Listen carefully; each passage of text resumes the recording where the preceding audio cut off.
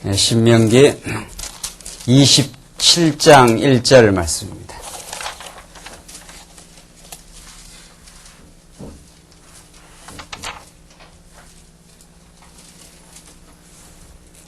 우리 하나님 말씀 구약성경 신명기 27장 1절 말씀입니다. 이 차이신 줄 알고 봉독 드리겠습니다. 신명기 27장 1절입니다. 모세가 이스라엘 장로들로 더불어 백성에게 명하여 가로되 내가 오늘날 너희에게 명하는 이 명령을 너희는 다 지킬지니라. 너희가 요단을 건너 내 하나님 여호와께서 내게 주시는 땅에 들어가는 날에 큰 돌들을 세우고 석회를 바르라. 이미 건넌 후에 이 율법의 모든 말씀을 그 위에 기록하라. 그리하면 내 하나님 여호와께서 내게 주시는 땅 곧 젖과 꿀이 흐르는 땅에 내가 들어가기를 내 열조의 하나님 여호와께서 내게 말씀하신 대로 하리니 너희가 요단을 건너거든 내가 오늘날 너희에게 명하는 이 돌들을 에발산에 세우고 그 위에 석회를 바를 것이며 또 거기서 내 하나님 여호와를 위하여 단 곧 돌단을 쌓되 그것에 철기를 대지 말지니라. 너는 다듬지 않은 돌로 내 하나님 여호와의 단을 쌓고 그 위에 내 하나님 여호와께 번제를 드릴 것이며 또 화목제를 드리고 거기서 먹으며 내 하나님 여호와 앞에서 즐거워하라. 너는 이 율법의 모든 말씀을 그 돌들 위에 명백히 기록할지니라. 8절까지 우선 봉독드렸습니다. 우리는 이제 오늘 신명기 말씀 거의 마지막 결론 부분에 해당하는 마지막 부분을 오늘부터 이제 상고해 가시겠는데, 신명기 말씀이 2000년 교회사에서 조금 짧게 잡으면은 종교개혁 이후 500년 우리 프로테스탄트 신학에서 가장 어려운 부분으로 지금까지 남아있는 해석학적으로 난제요 어려운 부분 남아있는 것이 신명기 부분입니다.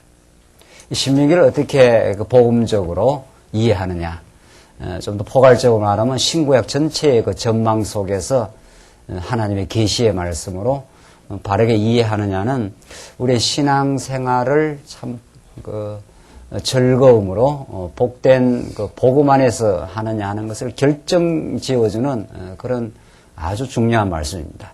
신학적으로는 지금까지도 참 어려움을 겪고 있는 신명기에 나타나는 율법에 대한 해석, 이 부분을 우리가 이제 신명기 얼마 남지 않는 특히 마지막 부분 미래에 대한 하나님께서 약속과 권고로 미래에 대한 예언적인 이 말씀을 통해서 오늘 27장부터 전개되는데 이제 단락이 좀 바뀝니다. 신명기 내에서 이 27장부터 마지막 34장까지 이 부분을 우리가 잘 이해하고 정리함으로 여러분과 저의 신앙에 참 생명의 양식이 되기를 바라고, 신학적으로는 이 부분이 정말 새롭게 정리가 되는 그런 귀한 시간 되시기 바랍니다. 우리는 신명기가 어떤 위치에서 전개된다는 걸 우리는 언제나 구약성경 전체를 지금 살피고 있는데, 하나님께서 아담을 지으시고 둘째 아담 예수 그리스도를 바라보십니다. 그러니까 하나님께서 아담을 천지 창조하신 것은 둘째 아담, 고린도서에서 나오는 대로 아담은 둘째 아담을 이제 바라보고, 또 로마서에서도 가르치고 고린도 전서에서도 둘째 아담 예수 그리스도는 살려주는 영이라 그렇게 말하지 않습니까? 그러니까 이미 구약 전체를 사도 바울이 이렇게 끌어당기면서 지금 신약을 쓰고 있는 거죠. 로마서도 그렇고 고린도 전후서도 그렇고. 그래서 첫째 아담을 하나님 지으신 것은 이미 둘째 아담 예수를 보내겠다 이런 뜻입니다. 그럴 때라야 구약 성경 전체가 신약 예수 그리스도 사건하고 딱 맞물리면서 우리들에게 어떤 하나님을 우리에게 계시해 하시는가 하는 것으로 연결됩니다. 하나님께서 아담을 짓고 그 둘째 아담 예수를 바라보되 둘째 아담 예수 그리스도를 통해서 이루실 것을 그림자적으로 한번 보여주겠다 하는 것이 하나님께서 이제 이스라엘 역사입니다. 이게 아브라함이라는 거죠. 이게 아브라함을 갈대아 우리에서 불러서 아브라함의 그 후손들을 통해서 하나님이 약속한 다윗 왕국을 하나님께서 세워 가시는 것은 장차 둘째 아담 예수 그리스도가 이 땅 위에 실현하고자 하는 하나님 나라의 그림자라. 우리는 그렇게 보는 거죠. 히브리스가 말하는 대로 구약의 모든 사건은 실체, 그림자라는 건 실체를 전제로 하는 거니까 하나님께서 아브라함을 통해서 이제 장차 아브라함 그 후손들을 통해서 복된 나라 다윗 왕국을 하나님께서 세우시겠다. 또 그리고 구약에서 세우시는 것은 둘째 아담 예수 그리스도를 통해서 이 땅에 실현해갈 실체로서의 하나님 나라. 그리고 오늘 신령한 교회입니다. 이게 그것을 하나님께서 세워 가시겠다고 하는 그림자요. 우리는 언약이라 그렇게 본단 말이죠. 이렇게 우리가 전체를 윤곽을 잡아야 신구약 전체가 이제 눈에 들어오면서 잡힙니다. 오늘 호렙산 언약은 이 모세를 통해서 주신 호렙산 언약은 이런 그 맥락 속에서 주어져 있는 거죠. 그러니까 지금 구약 신학자들이 이 모세 이 신명기 말씀, 이 호렙산 언약, 특별히 이 호렙산 언약을 그 이해하는데 그 어려워하는 것은 왜 어려운가 하면은 사실 알고 보면 어려운 게 아닌데 무슨 일이들 그렇지 않아요? 뭐 수학 어떤 문제가 있어도 그 문제를 공식에 따라서 잘 풀면은 그 수학처럼 우리의 머리를 선명하게 하고 그 질서 있게 하는 게 없다는 거죠. 수학이라는 게 다 그 공식에 의해서 전제에 의해서 쭉쭉 풀려 나가는 거니까. 근데 그 공식을 따라가지 않고 중간에 엉겨버리면은 수학처럼 복잡한 게 없지요. 뭐 수학만 생각하면 머리가 찌근찌근하다 하는 것은 그 길을 따라서 이렇게 정리를 안 하니까 어려운 거죠. 그리고 어려운 사람한테는 한없이 어려운 거고 쉬운 사람한테는 한없이 쉬운 겁니다. 그게 이 세상 만사가 다 그런 건데 그것이 납득이 되고 이해가 가는 사람한테는 모든 게 다 쉽고 참 편안한 길이 이렇게 열리는 거고 그 납득이 되지 않고 엉겨버리고 어려울 때는 한없이 어려운 겁니다. 이 실타래가 확 하면 엉켜버리면은 그걸 도저히 풀 수가 없잖아요. 그걸 이렇게 그 실마리를 따라 쭉 풀어나가면은 술술 풀리면은 옛날에 엄마들 뭐 이렇게 실리를 해갖고 줄줄이 뭐 풀잖아요. 그러면 뭐 촉촉촉촉촉 이렇게 풀려가듯이. 왜 신명기가 어렵게 지금 되어 있는가 하면은 신명기를 이렇게 접근한단 말이죠. 신명기를 요 자체로 접근해요. 이런 그 흐름 속에서 보는 게 아니고 신명기를 딱 들여다보니까 아하 하나님 말씀을 지키면 복이고 안 지키면은 어떻게 해요? 저주를 받는다. 또 이런 거 저런 걸 하라. 뭐 이렇게 돼 있단 말이에요. 그게 복잡한 거예요. 어떤 거는 지키고 어떤 거는 지키지 말아야 되나. 여기서부터 머리가 빙빙 어려워지는 거죠. 그 많은 율법도 우리가 지난 시간까지 공부했던 계명, 지난 시간에 공부한 내용이 이제 과거 회고가 처음 나왔고 두 번째가 계명에 대해서 우리 공부했고 세 번째가 규례에 대해서 공부했고 우리 지난 시간 마지막 율례까지 공부했어요. 오늘 다섯 번째로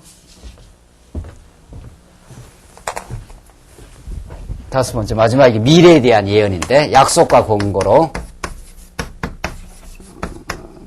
교훈하시는 이 미래 예언이 여기 이제 과거 회고고 과거를 돌아보는 거고 요게 지금 이스라엘 백성들 곧 들어가서 그 가나안 땅을 점령하게 될 이스라엘 백성들이 이제 오고 오는 세대에 지켜야 될 그 현재에 계속해서 이제 현재적 삶에서 지켜야 될 내용이라면은 이게 이제 앞으로 하나님께서 미래에 어떻게 이스라엘 백성들을 그들을 교육하시고 인도하시고 앞으로 어떻게 끝까지 지켜가겠다 하는 그 내용이 여기에 나온단 말이에요. 이렇게 신명기 말씀이 이렇게 질서가 있어요. 신명기 말씀이. 신명기 한 군데에 아주 질서가 있고, 그리고 이제 신명기가 창세기, 출애굽기, 레위기, 민수기, 지금 신명기 이렇게 돼 있잖아요. 그러니까 여러분 가서는 신명기를 접근하는 것을 성경을, 구약 성경을, 더 나아가서 신구약 성경 전체를 하나의 전체, 그 진리의 한 전체 어떤 원둥치로 놓고 창세부터 지금 계속 해왔지 않았어요. 지금 성도대학 몇 년 동안 지금 계속 창세부터 공부를 해왔잖아요. 그 연장선에 있습니다. 연장선에. 여러분들 지금 우리 총회 신문, 제가 이제 설교의 원형이 무엇인가, 또 설교를 어떻게 해야 되는가, 이게 지금 한국 지금 신학계의 교계에 큰 문제거리가 돼 있잖아요. 지금 유명한 그 설교 비평가가 한국에 내놓으라 하는 설교가들의 그 설교를 막 그냥 샅샅이 뒤져가지고 다, 그 한국교회 설교에 하나님이 없다. 지금 이 엄청난 메시지를 지금 막 이야기하고 있어요. 도무지 설교에 하나님이 전가 안 되고 있다. 그럼 꽝이다. 이런 뜻이란 말이죠. 그 유명한 지금 책이 나와가지고 지금 한국 교계에 지금 센세이션이 일어난 거 아니에요. 지금 작년 올해 지금 계속해서. 그래서 이게 정말 설교를 어떻게 하는 건가? 그 설교를 하려면은 성경을 알아야 되는 거예요. 성경이 도대체 어떻게 되어 있는가? 성경은 무엇을 우리에게 계시하시는가? 그렇게 해서 제가 이제 쭉 지금 시간 닿는 대로 좀 써보는데, 성경이 얼마나 하나님께서 이 창세기부터 우리 지금 신명기까지 흘러가는 맥이 정말 공기 하나 새지 않을 정도로 그렇게 치밀하게 흘러가요. 이 신명기 한 권만 해도 그런 거죠. 그러니까 오늘 이 본문을 배우는데 이런 그 흐름이 있어요. 자, 그러면은 신명기 한 권 안에뿐만 아니고 창세기부터 우리가 지금 흘러가는 이 흐름을 따라서 이걸 보면은 우리는 언제나 이 구약을 볼 때는 아브라함 언약이 이게 전면에 떠올라야 되는 거죠. 이제 그 이전에 이제 아담 언약인데 아담 언약을 그림자적으로 이제 이루겠다 하는 것이 아브라함. 이 형식이 똑같단 말이죠. 여기 자손, 땅, 통치 이렇게 돼 있잖아요. 아담에게 창세기 1장 28절. 여기서도 자손, 땅, 통치 이렇게 흘러간단 말이죠. 그러니까 이거는 우리가 이렇게 이론을 만든 게 아니에요. 성경 신학이라고 해서 이렇게 이론을 우리 박 목사님께서 이걸 이렇게 만들어 봐야 되겠다 이렇게 만든 게 아니고 성경에 쭉 흘러가는 걸 하나님께서 눈을 띄우고 그걸 보게 한 거죠. 그러니까 영어로 말하면은 디스커버리 하는데 디스커버리 옛날에 얼마 전에 우주에 간 우주선 그걸 디스커버리호 했지 그 발견 이런 뜻이라고 해요. 그러니까 이게 디스 하는 거는 이거 접두사 아니에요? 커버하는 거는 덮어놨다 이런 뜻입니다. 덮어놨다. 커버 그렇지 않아요? 덮어놓은 걸 디스 했으니까 덮어놓은 걸 이렇게 벗겼다 이런 뜻입니다. 성경의 진리가 다 있어요. 그런데 우리 눈이 뭐가 덮여갖고 못 본 것 뿐이에요. 성경 누가 없었나요? 전에부터도? 그 디스커버 해당하는 건 확 이렇게 벗겨보니까 이게 이렇게 성경에 있었구나 이렇게 된 거예요. 그럼 저는 못 본 것 뿐이에요. 이 진리 발견이란 말. 진리를 발명한 게 아니잖아요. 그렇죠? 성경신학이라는 게 없던 걸 이렇게 성경에 없는 내용을 이렇게 이론적으로 만들어낸 게 아니란 말이죠. 성경에 다 드러나 있는데, 예수님이 이 땅에 오셨는데, 예수님을 알아본 사람도 있고, 어떻게 해요? 못 알아본 사람도 있잖아요. 그렇죠? 예수님이 지금 이 땅에 나타나도 예수 믿을 사람도 있고 안 믿을 사람도 있습니다. 우리는 예수님이 지금 나타나서 십자가에 죽고 부활하고 하면 누가 믿겠냐 그래도 그 당시에 다 예수님이 십자가에 돌아가셨는데도 백부장은 하나님의 아들이라 이렇게 믿었고 그 옆에 창으로 찌르고 다 한 로마 병정들 다 그 사람들은 죽을 사람이 죽었다 그랬지 않았어요? 지 못나서 죽었단 말이죠. 저거 다 잘못된 인간이다 이렇게 했지 않았어요? 다. 그러니까 여러분과 제가 진리는 따지고 보면 하나님의 무한한 영광은 이 우주 만물에 여러분과 저의 마음 속에 지금 이렇게 움직임 속에 하나님의 영광이 지금 안 드러난 곳이 없습니다. 우리 보는 눈이 없지. 그러니까 디스커버 한다는 건 이게 덮여진 걸 확 이렇게 열리니까 하나님께서 성령을 통해서 조명을 해주니까 성경에 이런 게 있었구나 이렇게 되는 거죠.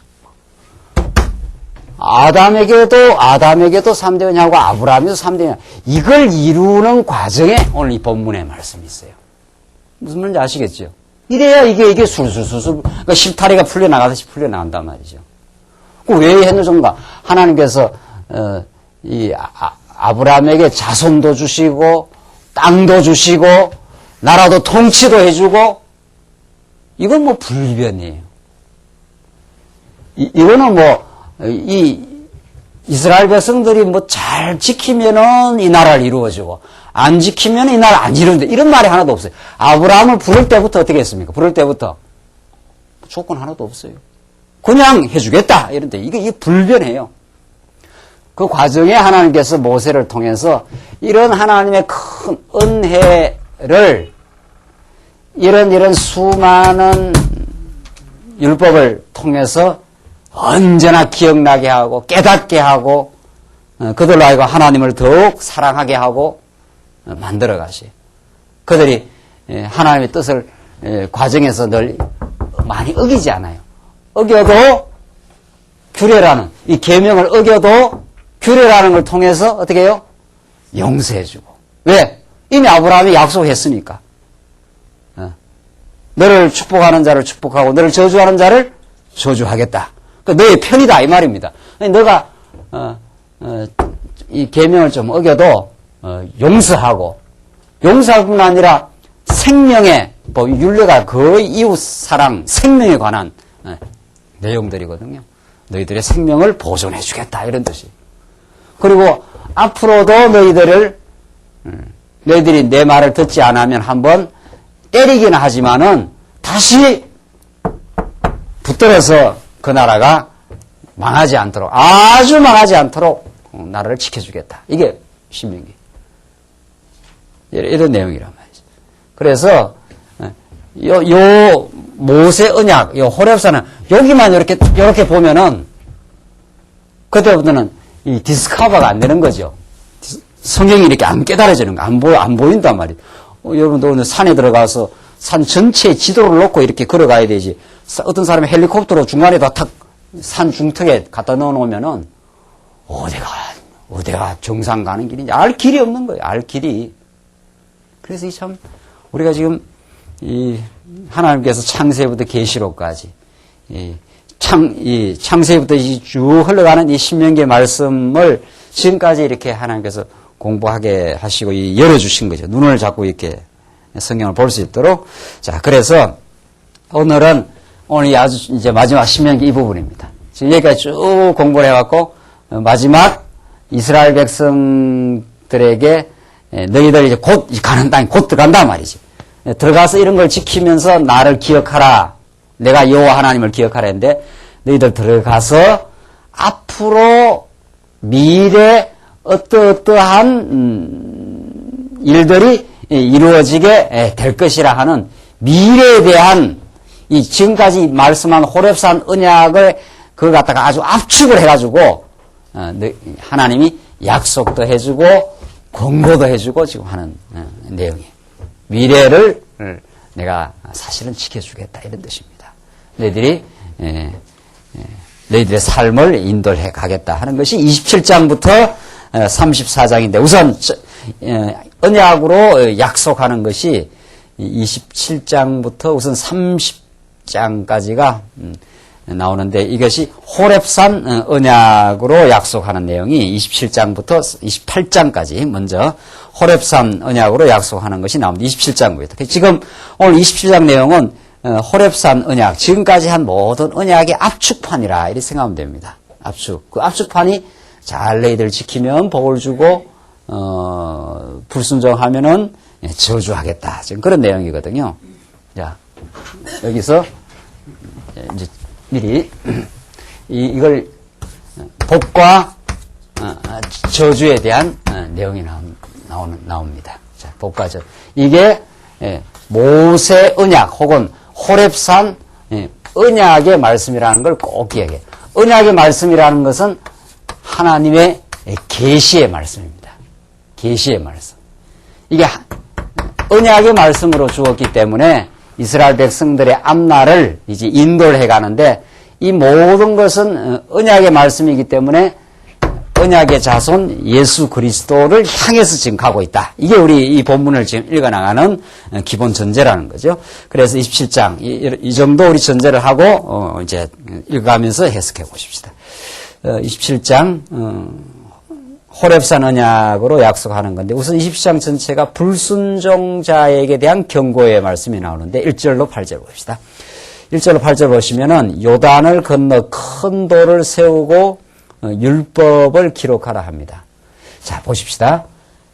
이건 어디까지나 지금 이 시대에 주신 하나님의 언약의 말씀이죠. 그렇죠? 오늘 21세기 살고 있는 여기에 직접적으로 준 말씀은 아니죠. 이 시대에 준 말씀이기 때문에 이 시대의 역사적 정황 속에 그렇게 주신 말씀이에요. 그래서 들어가서 큰 돌을 세우고 석회를 바르고 거기다가 돌로 기록하라 이렇게 했단 말이죠. 이게 여기에다가 직접 오는 게 아니죠. 여러분과 제가 지금 이렇게 신앙생활하면서 돌 세운 적 있습니까? 없죠. 하기야 뭐 또 예배당 지어놓고 그 앞에 뭐 돌 하나 만들어 놓고 광야의 교회 또 이렇게 할지는 모르지만은 그 가운데 거기다가 이 호렙산 언약은 기록하지 않잖아요. 그렇죠? 그러니까 이게 좀 달라요. 그러니까 이 시대에 이스라엘 백성들로 하여금 돌을 세워가지고 내가 이 아브라함에게 약속한 여호와다 하는 걸 지금 기억하게 하려고 이 수많은 우리의 율법을 준다는 거죠. 이 말씀은 직접 우리한테 하라는 게 아니에요. 이걸 그렇게 하게 함으로 하나님 여호와를 기억하게 하는 하나님의 계시의 방편 언약인 거죠. 이게 중요해요. 예. 이게.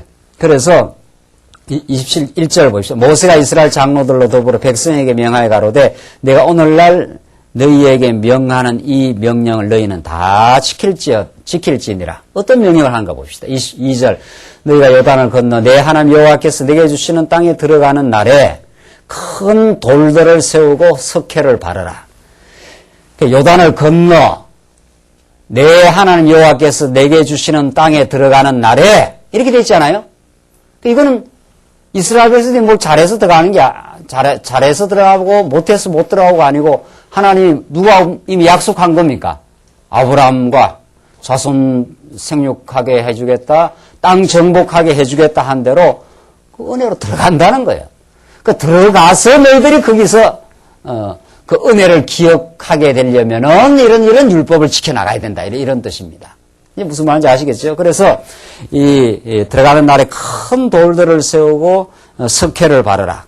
큰 돌을 이 기념비처럼 하나 세워놔라는 거예요. 3절 이미 걷는 후에 이 율법의 모든 말씀을 그 위에 기록하라. 자, 들어가가지고 가나안 땅에 들어가서 큰 이게 돌들을 세워갖고 여기다가 이렇게 율법을 다 기록하라는 거예요. 여기다가. 이 이유가 뭐냐 말이지. 이걸 오며 가며 이걸 기억하란 말이에요. 이 율법에 기록된 말씀을. 그러면서 하나님이 정말 약속한 대로 이 땅을 은혜로 넣어줬구나. 이런 걸 이제 기억하게 하기 위해서 이제 지금 하시는 말씀입니다. 기록하라. 그리하면 이제 3절에 이렇게 그리하면 이게 조심해야 되는 거죠. 우리가 많이 좀 거론한 내용인데 신명기에서 이 조건문으로 그리하면 하는 게 이게 히브리어 레마안인데 지금 왜 이게 번역상의 문제인가 하는 걸 우리 알 수 있어요. 기록하라. 그리하면 이걸 그리하면으로 해석해 보십시다. 그대로 오늘 요 번역대로 그리하면 내 하나님 여호와께서 내게 주시는 땅 곧 젖과 꿀이 흐르는 땅에 내가 들어가기를 내 열조 하나님 여호와께서 내게 말씀하신 대로 하리니. 이거 지금 가나안 땅에 이렇게 있는데 큰 돌을 세워라. 그리하면 들어간다. 이 말이 맞습니까? 안 맞습니까? 안 맞죠. 들어가게 되면 들어간 후에 돌을 세울 수 있지 않아요? 근데 번역이 어떻게 되어 있어요? 번역이 다시 한번 잘 보십시오.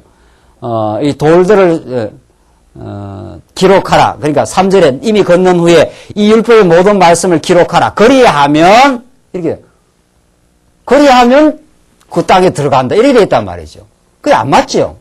그렇죠? 너희가 이 땅에 들어가면 돌을 세우고 기록하라. 이래 해야 되죠.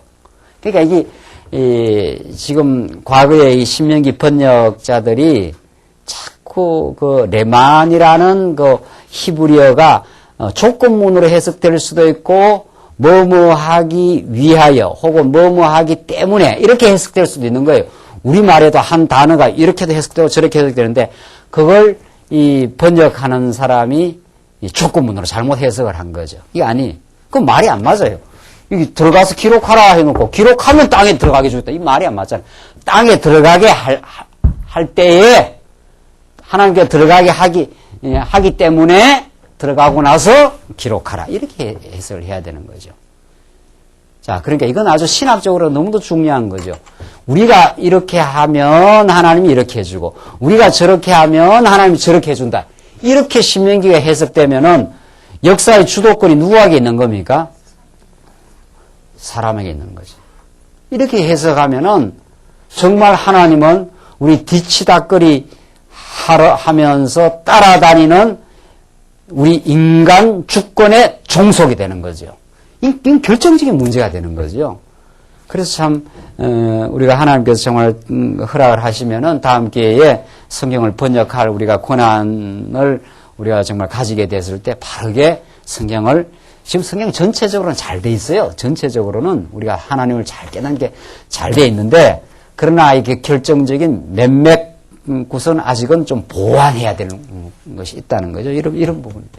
자, 그래서 인간이 이렇게 하면은 하나님이 이렇게 하고, 인간이 저렇게 하면은 하나님이 따라서 저렇게 한다.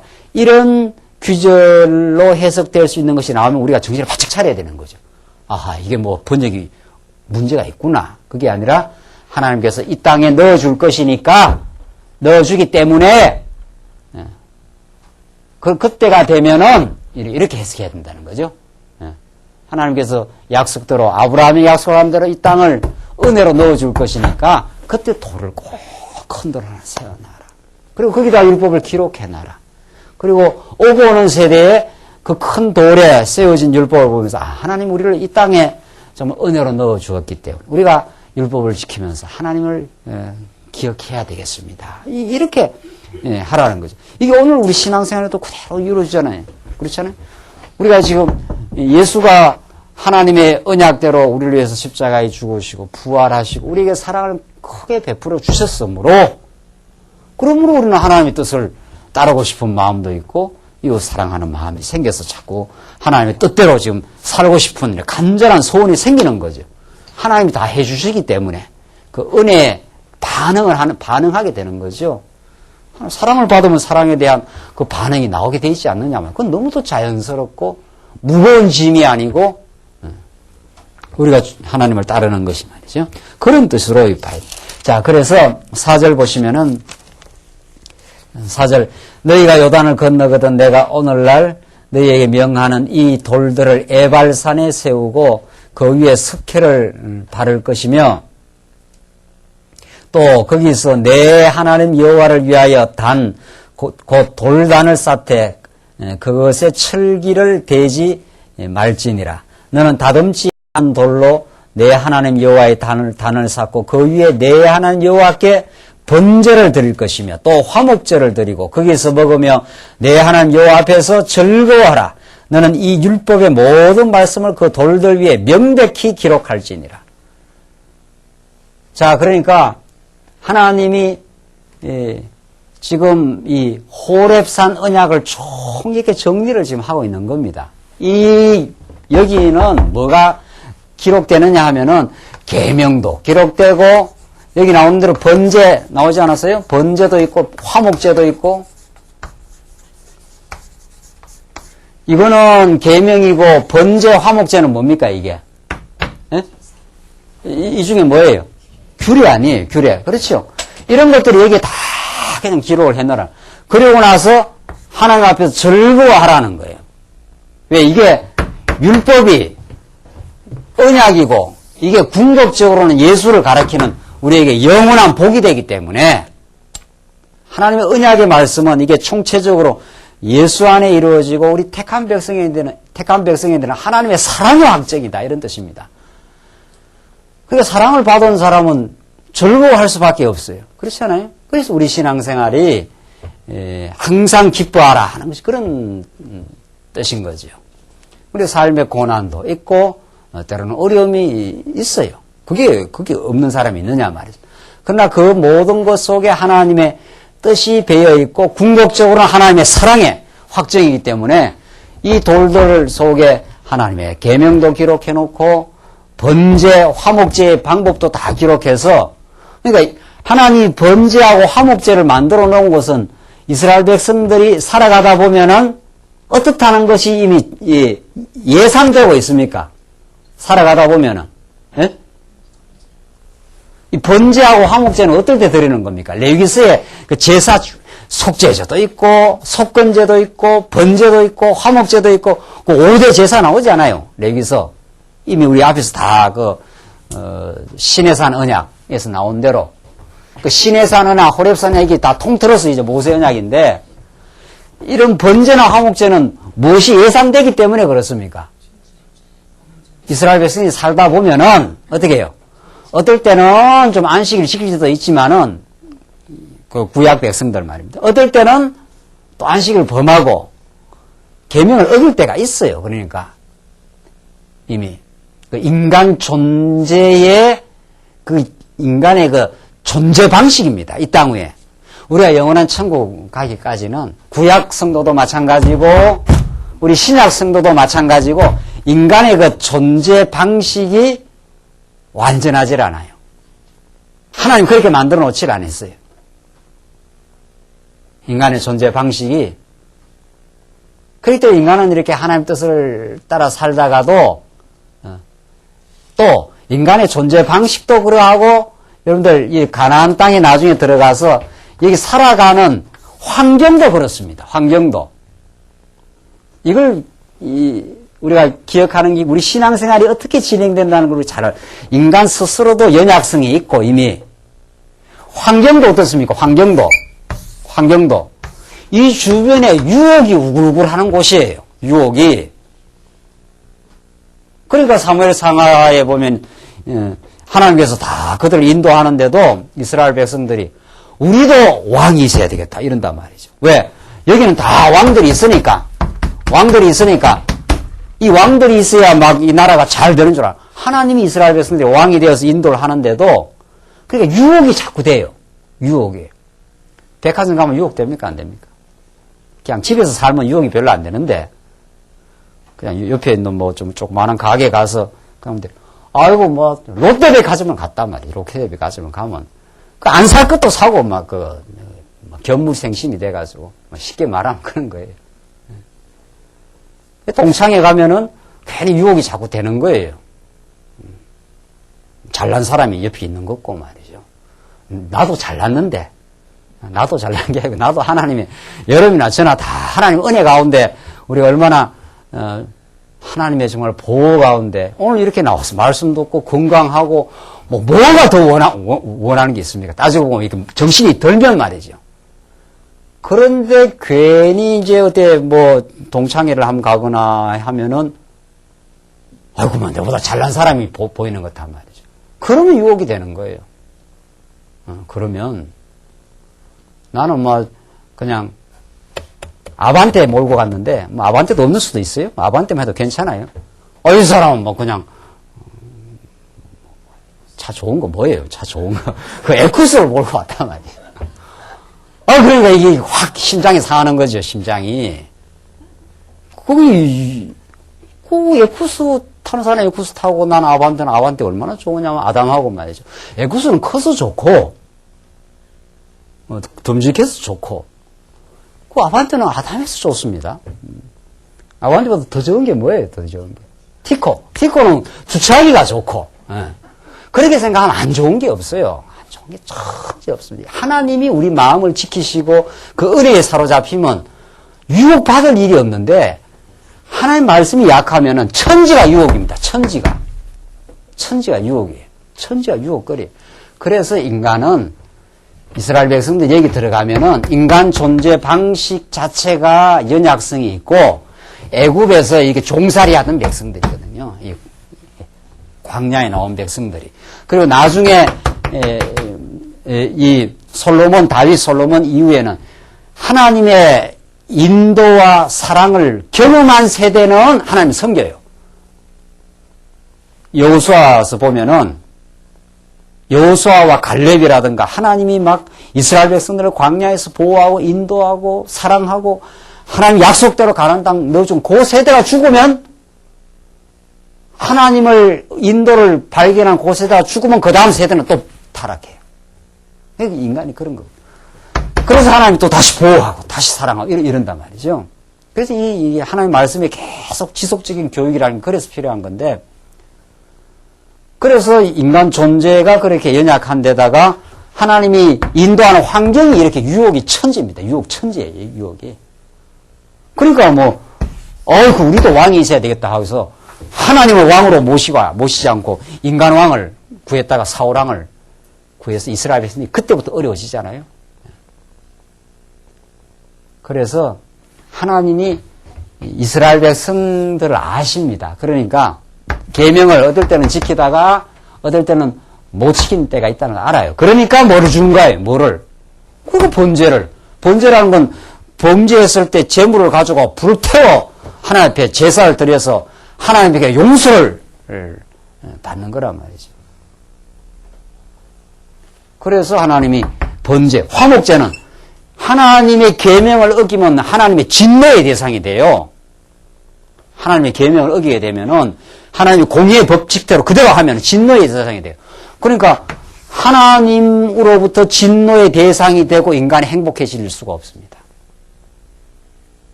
천하 없어도. 하나님과 소통이 일어나야 인간이라는 존재는 행복해지지, 하나님하고 담이 막혔는데 인간이 천하 없는 모든 걸 다 누리고 해도 마음에 평안이 없어요.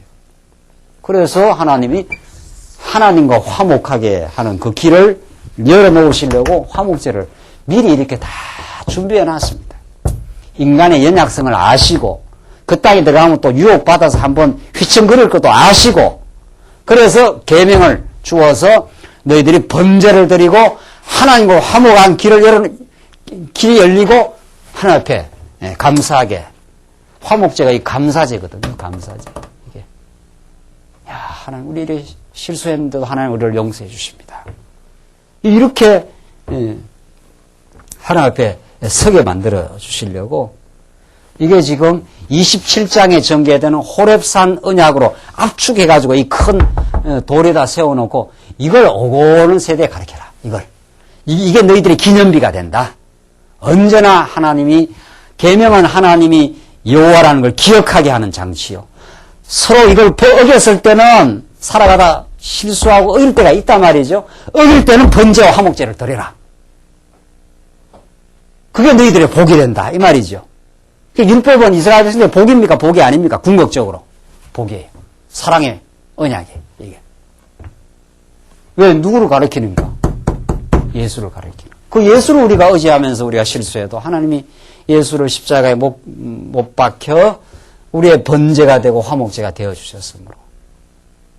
그래서 우리가 하나님을 기억하고 하나님 앞에 우리 나올 수 있도록 그렇게 하신 거죠. 그 7절 다시 한번 보십시오. 7절. 또 화목제를 드리고 거기서 먹으며 했지 않았어요? 화목제. 이스라엘 백성들은 화목제 드리고 또 먹는 게 얼마나 중요합니까? 이게. 예. 그 제물을 먹는 거거든요. 하나님 앞에 제물을 드리기도 하고, 이스라엘 백성들의 그 제물은 하나님 앞에 드리는 제물이 되기도 하고, 그것을 이스라엘한테 함께 즐거이 먹는 게 됩니다. 이게. 예수가 우리에게 뭐라고 그랬습니까? 예? 우리의 영원한 제물이 되기도 하고, 여러분과 저가 어떻게 해요? 먹을 어떻게 해요? 양식이기도 하고 그렇지 않아요? 우리 예수를 먹어야 살아요. 요한계시록에 내가 밖에서 두드리느니 네가 열면 너와 함께 들어가서 먹고 어떻게 해요? 마시겠다. 먹고. 그러니까 예수님 우리의 양식이 돼요. 우리가 먹어야 될 음식. 우리 인간은 무엇으로 사는가? 이게 우리가 질문해야 되죠. 우리 인생은 무엇으로 사는가 말이죠. 예수로 삽니다, 여러분과 저는. 예수의 양식을 먹고 살아요. 그의 사랑을 확인받고 그가 나를 위해서 번제로 죽으시고 그가 죽으심으로 하나님과 화목하는 길이 열리고 로마서에 나오는 대로 이제 그가 십자가에 죽으심으로 화목제가 되어서 우리의 모든 죄를 용서해 주셨으므로 이제 하나님 앞에 당당하게 나아갈 수 있고 그게 우리가 먹는 양식입니다. 왜? 우리 지난 주일 이후 뭐 오늘 이제 화요일이지만 한 일주일 우리가 살았다 치면은 그 살다 보면은 자꾸 하나님 뜻을 우리가 물론 하나님 뜻대로 살 때도 있고요. 하나님을 이제는 참 이렇게 말씀 깨닫고 감사하게 살 때도 있고 또 잊어버리고 살 때도 있잖아요. 그때 빨리 이 구약으로 말하면 이 큰 돌을 기억하면 돼요. 이걸 큰 돌을 해요. 이걸 빨리 기억하면 된단 말이죠. 그러니까 이 모세 언약이 없이 어떻게 이스라엘 백성들이 이 험난한 텀바구니 속을 힘있게 살 수 있겠느냐 말이죠. 그렇잖아요. 우리는 여러분과 제가 실수를 했다. 그럼 빨리 누구를 기억하면 됩니까? 예수를 기억하면 되죠. 그걸 기억하게 하려고 또 성령이 찾아오신 거 아니에요. 그런데 말씀이 생각나지 않고 예수가 생각나지 않으면 계속 사람이 죄책감에 빠져요. 이 죄책감이라는 것이 얼마나 인간을 우울하게 만들고 슬프게 만들고 힘이 빠지게 만드는지 몰라요. 야, 내가 이 형편없는 인간이구나 말이죠. 그리고 죄책감의 그 함정에서 못 빠져나오는 거예요. 예수가 기억나지 않는 거예요. 우리가 죄를 깨닫는 건 굉장히 중요하죠. 그렇죠. 아, 내가 이런 부분이 참 어리석었구나. 그것이 그걸 깨닫고 예수를 바라보고 용서함을 우리가 확인하는 그게 우리 신앙인데 우리 신앙이라면 신앙으로 산다는 건 예수로 산다 이런 뜻이란 말이죠. 그런데 죄를 발견하는 데에서 예수를 발견하는 쪽으로 가는 게 아니고 죄를 범죄하고 나서 깨닫고 나서는 죄책감으로 그 죄책감에 그건 구렁텅입니다. 그거는 죄책감이라는 건 죄책감이라는 건 조금 더 깊이 따지면 뭐가 그 밑에 깔려 있느냐 하면 뭐가 깔려 있겠어요? 여러분들이 한번 생각해 보십시오. 죄책감 속에 오래 구렁텅이 속에서 오래 자기 가슴을 치고 한탄하고 계속 거기에서 그 시달려 들어가는 건 그 밑에 뭐가 깔려 있겠습니까? 예? 자기 죄성. 그렇지, 자기 죄성은 맞는데 무엇이 그 죄책감 속에 오래 그 시달리도록 만드는 그 뿌리가 있습니다. 그 뿌리가. 아, 내가 잘못했다. 뭐 이제 이런 건데 잘못했으면 잘못했습니다. 우리는 하나님이 계시니까 잘못했습니다. 인정하고 고백하고 예수를 바라보면 되는 건데 죄책감 속에 오래 시달리는 그 뿌리가 있어요. 예? 아, 사단이. 물론 사단이 주는 고소입니다. 맞습니다. 그건. 사단이 그 사람을 참소한다 그래요. 그것도 있고. 그 인간의 인성의 차원에서 뭐가 들어있냐. 사단의 공격입니다. 맞습니다. 사단의 공격이고 사단의 공격이요. 사단의 유혹에 계속 빠진 상태지요. 그러니까 하나님의 음성을 지금 못 듣고 사단의 유혹에 빠진 상태입니다. 맞아요. 그 맞는 말씀이고. 그 인간적 측면에서 보면 뭐가 밑에 뿌리에 박혀있기 때문에 거기서 못 헤어나느냐 말이죠. 자기의입니다. 그렇죠. 자기의예요. 죄책감 속에 오래 빠지는 건 자기의입니다. 내가 의로울 수 있는데 내가 잘할 수 있는데 어떻게 해요? 내가 이렇게 잘못했다. 이런 뜻이란 말이죠. 안 그렇습니다. 하나님이 붙들어 주시면 우리는 의롭게 살 수 있고 하나님 안 붙들어 주시면 우리는 범죄하는 어리석은 인생입니다. 그러니까 범죄했을 때는 아, 이게 참 하나님 안 붙드시면 나는 죄인으로서이다. 이렇게 인정하면 되는 거예요. 하나님 앞에. 그런데 자기가 뭔가 잘할 수 있는데 이렇게 자기가 어쩌다가 한번 실수를 해가지고 이렇게 큰 과오를 범해가지고 이 죄책감 속에서 이러면서 이제 덫에 걸리는 거죠. 덫에. 이 자기의라는 게 그렇게 무서운 겁니다. 알고. 그게 사단이 너가 잘할 수 있다고, 너가 의롭다고 유혹을 했어도 그렇고. 자, 그만큼 이 복음을 깨닫는 것이 여러분과 저의 삶 속에 실수 많고 유혹 많은 이 구약 그렇잖아요. 예.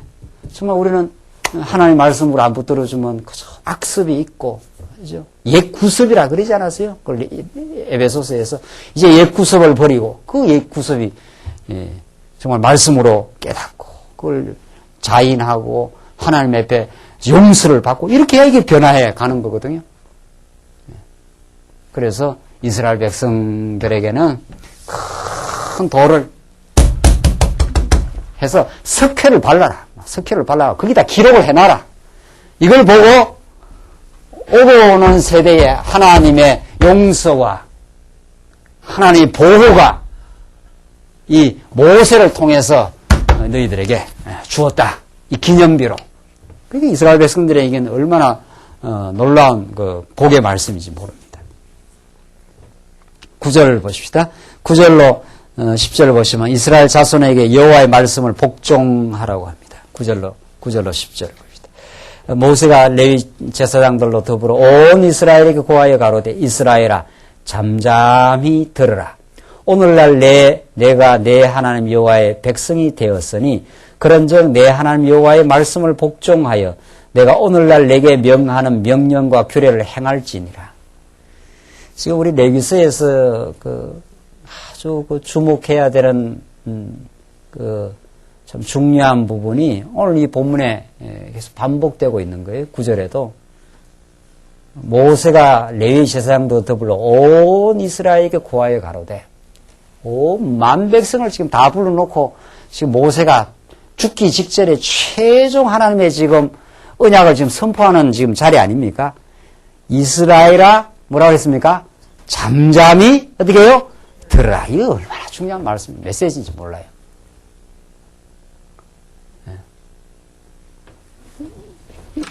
여기에 들어가면은 온갖 잡음들이 너희 귀에 들릴 것이다. 이 말이거든요. 온갖 잡음들이. 너희들이 따르면 안 되는 온갖 유혹의 소리들이 너희들이 들리는데, 너희들은 그 소리를 막아내고, 위로부터 내려오는 하나님의 뜻을 잠잠히 듣는 것. 이게 얼마나 중요한지 모른다. 오늘 우리 성도대학이 그런 시간입니다. 그리고 오늘 여러분들이 이 말씀을 들으시고, 여러분의 삶의 현장에서 들려오는 하나님의 이제 소리를 듣게 될 때 우리는 하나님 앞에 순종하는 인생이 되죠.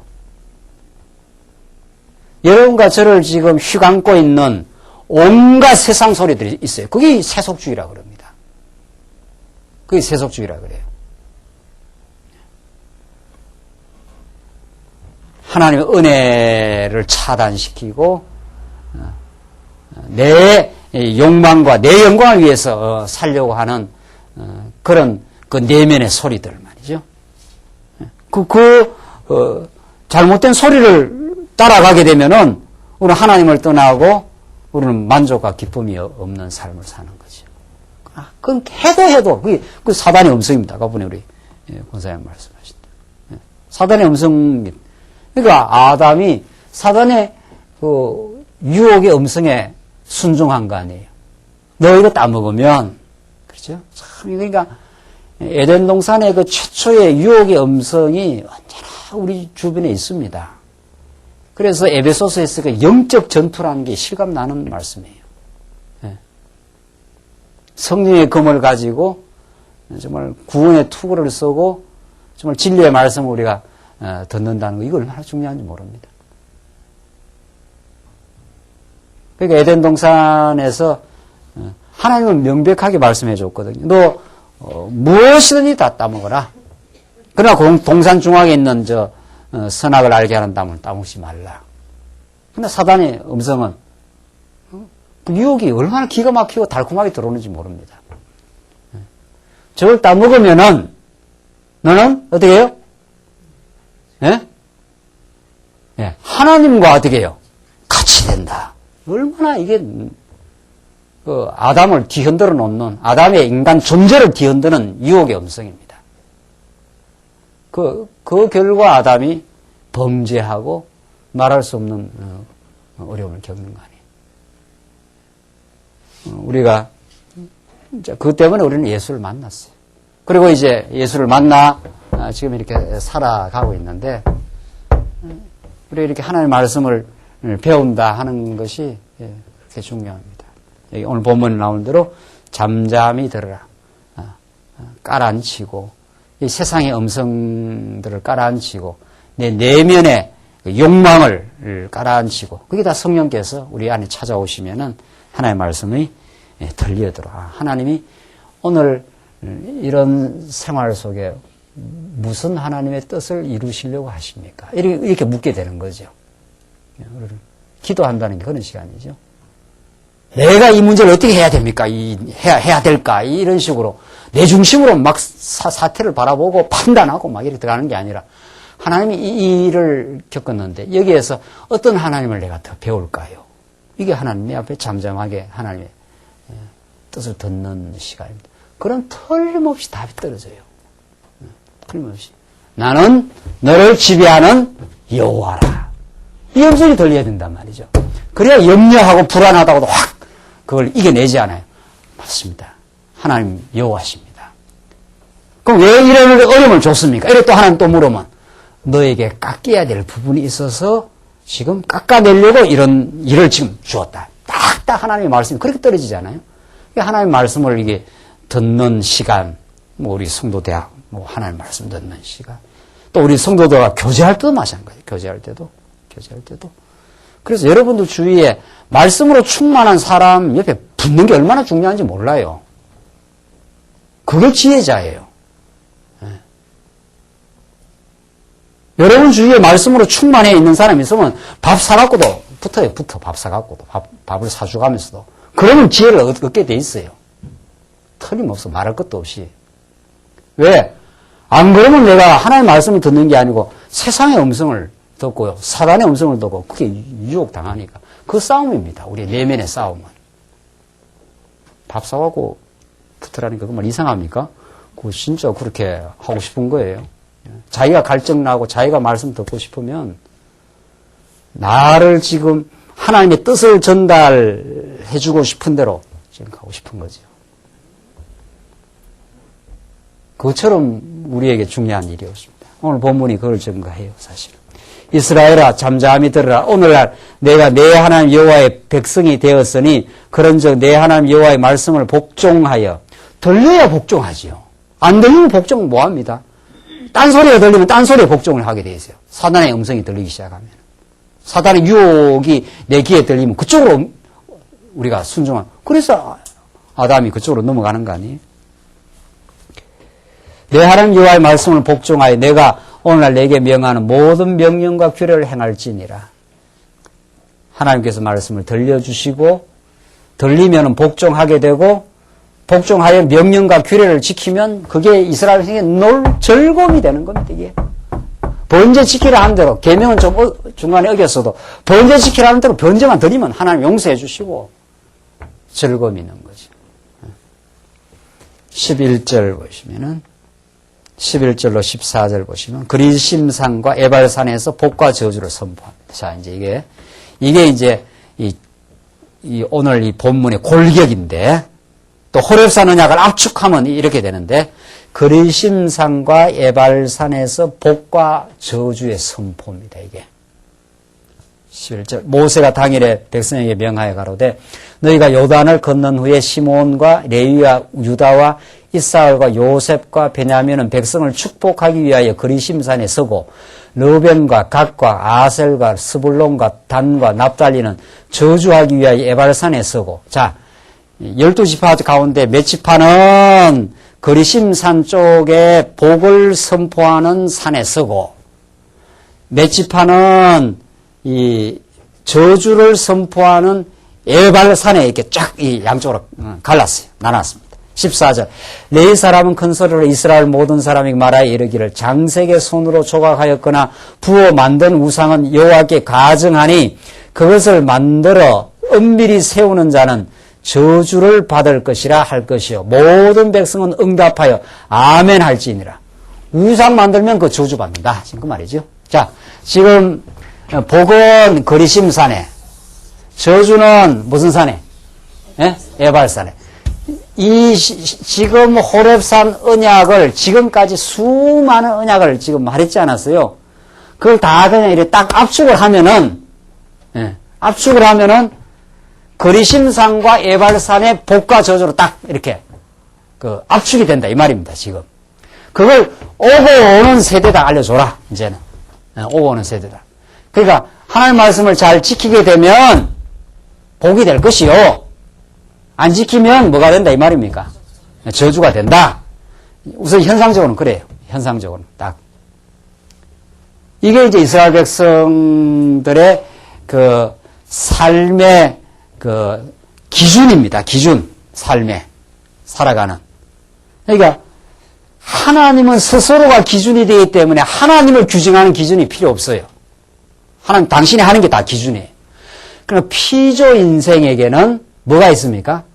하나님이 정해놓은 법이 있고 기준이 있기 마련입니다.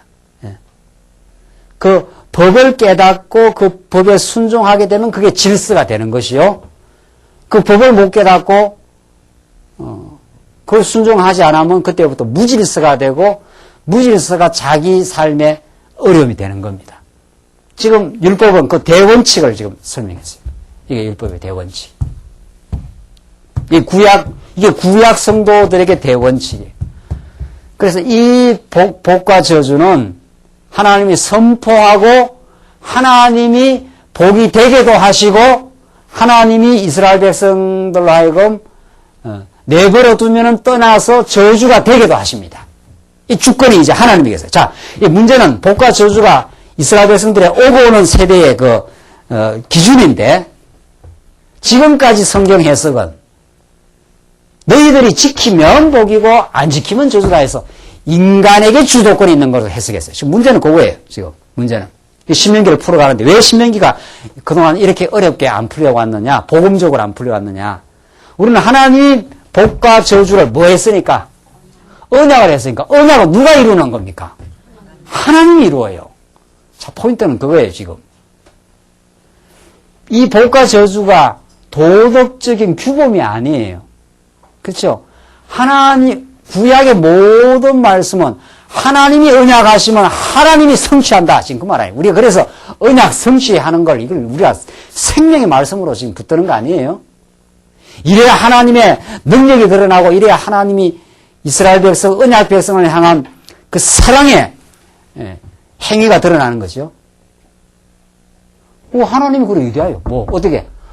구약 역사 쭉 보면은 바로 여호수아 사사기에서 여호수아 사사한테는 복을 이루어줍니다. 여호수아 사사에게는 잘 하나님 말씀을 듣게 하십니다.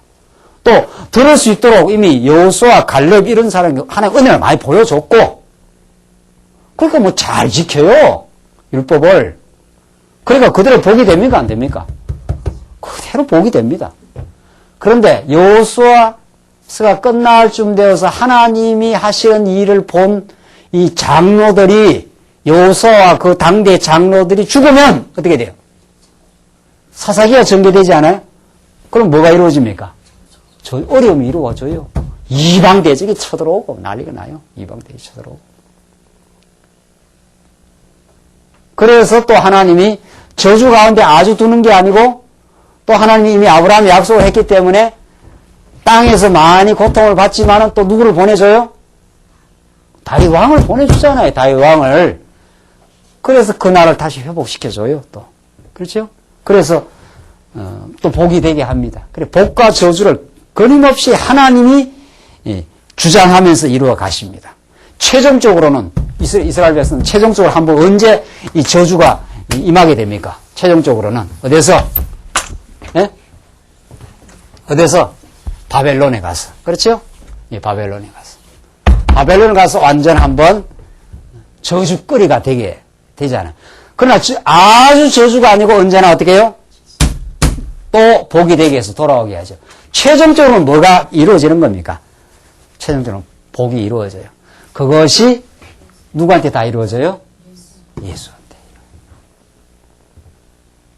범죄했을 때 퍼붓게 되는 그 저주가 범죄했을 때 적용돼야 될 하나님의 공의의 법칙대로 예수님이 십자가 상에서 모든 하나님의 저주를 대신 받은 바 되어 우리를 복되게 하셨다. 이게 갈라디아서 말씀입니다. 이제는 십자가 안에 너희가 있으니 다시는 이제 우리에게는 저주가 없다.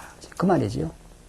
이렇게 오늘 이 말씀이 이 복과 저주가 구약을 계속 관통해 가면서 하나님이 이 일을 이루시고 예수를 통해서 대신 저주 받으시고 우리에게 영원한 복이 되게 하시는 하나님의 언약의 말씀이에요.